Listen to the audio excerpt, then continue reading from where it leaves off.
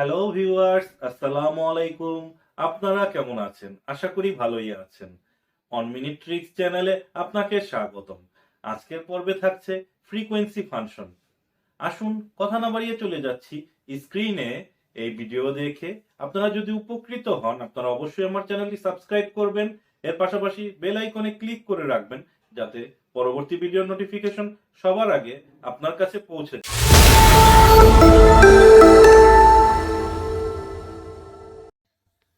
আজকে আমরা শিখব ফ্রিকোয়েন্সি ফাংশন। এখানে গ্রেডিং সিস্টেম দেয়া আছে, গ্রেড অনুসারে মার্কস দেয়া আছে 91 থেকে 100 এ প্লাস, এভাবে পর্যায়ক্রমে 81 থেকে 90 এ গ্রেড। তো বাকি গ্রেডগুলো আপনারা দেখতে পাচ্ছেন দেয়া আছে, এবং নিচে স্টুডেন্টের ডাটাবেস দেয়া আছে, নেম, মার্কস এবং গ্রেড। তো আজকের প্রজেক্টে আমরা 100 জন স্টুডেন্ট থেকে এখানে গ্রেডিং অনুযায়ী কোন গ্রেডে কতজন স্টুডেন্ট পাস করেছে সেটা আমরা বের করব। তো এখানে আমাদের ইন্টারভালস এটা শুরুতে নিয়ে নিতে হবে, অর্থাৎ যে রেঞ্জ দেওয়া আছে সেই রেঞ্জের হায়েস্ট নাম্বারটা আমাদের শুরুতে নিয়ে নিতে হবে। তো গ্রেড অনুসারে আমরা হায়েস্ট নাম্বারটা এখানে বসিয়ে নিলাম, যেমন 100, 90, 80, 70, 60, 50। এখন ফ্রিকোয়েন্সি ফাংশন আমরা ব্যবহার করব।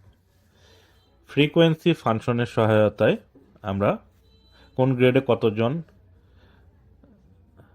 স্টুডেন্ট পাস করেছে বা ফেল করেছে সেটা বের করব। এখানে ফ্রিকোয়েন্সি ফাংশনের দুটো কোয়েরি আছে, data array, beans array. Data array বলতে আমরা এখানে মার্কসটাকে ধরে নেব। এখানে যে মার্কস দেওয়া আছে স্টুডেন্টদের, 100 জন স্টুডেন্টের মার্কস আমরা সিলেক্ট করলাম, তারপর কমা দেব, কমা দিয়ে বিনস অ্যারে আমরা সিলেক্ট করব।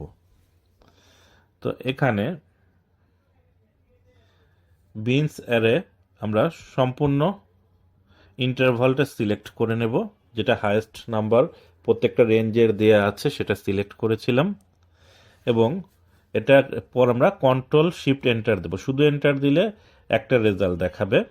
আপনারা লক্ষ্য করুন, ফ্রিকোয়েন্সি ফাংশন একটা অ্যারে ফাংশন, এভাবে টেনে দিলে আপনারা স্পিল্ড এরর পাবেন যারা অফিস 2021 ভার্সন ইউজ করেন।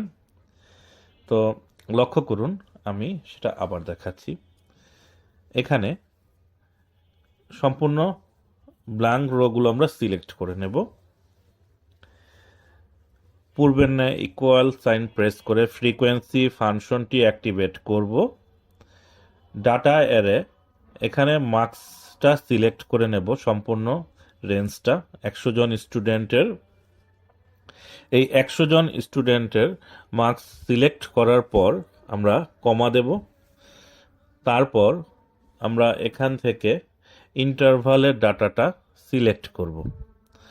ইন্টারভালের সম্পূর্ণ ডাটাটা সিলেক্ট করলে আমাদের এখানে এখন কন্ট্রোল শিফট এন্টার বাটন একসাথে প্রেস করব, ব্র্যাকেট ক্লোজ করে।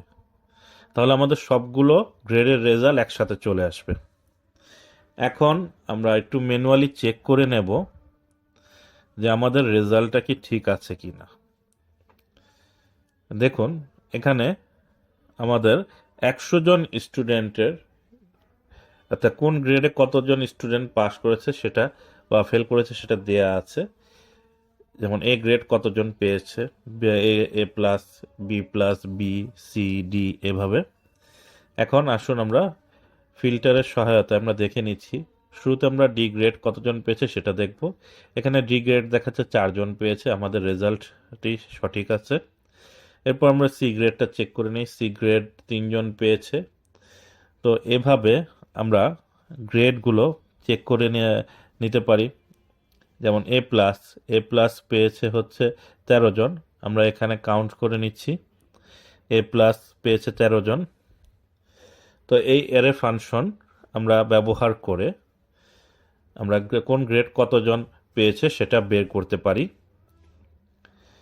তো এখানে এই এরে ফাংশনটা সরাসরি আপনি মুছতে পারবেন না, বা এখানে এডিট করতে গেলে এডিটও হবে না।